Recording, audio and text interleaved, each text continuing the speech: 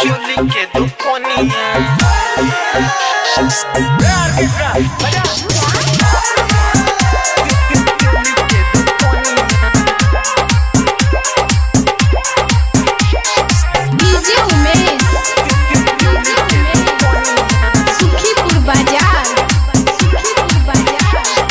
होलिया में खोले द तू चोली के दुपनिया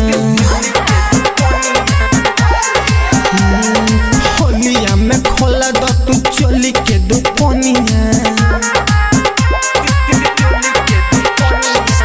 हम बनम राजा हमर बन जा तू रानिया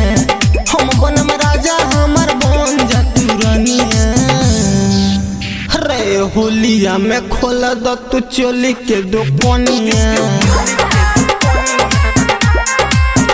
हाय होलिया में खोला द तू चोली के दुपनिया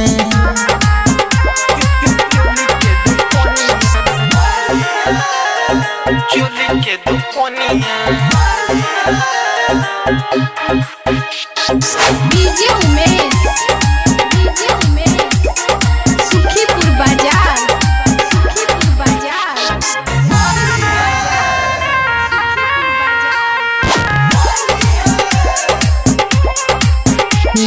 जोबन के साइज बढ़ल बा और जवानी तोहर चढ़ल बा होलिया में लगलू जलेबी तू देख के मनवा बिगड़ल बा जोबन के साइज बढ़ल बा और जवानी तोहर चढ़ल बा होलिया में लगलू जलेबी तू देखी के मनवा बिगड़ल बा सरसों के फूल जैसे खिलल बा जवानिया होलिया में खोले द तू चोली के दुपनिया हम बनम राजा हमर बन जा तू रानिया हम बनम राजा हमर बन जा तू रानिया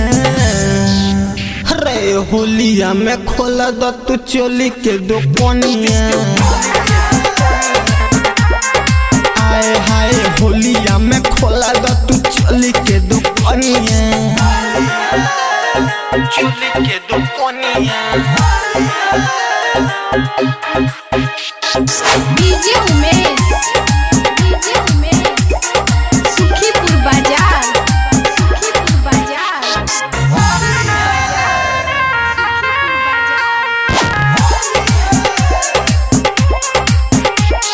लागे नारक के जैसा हो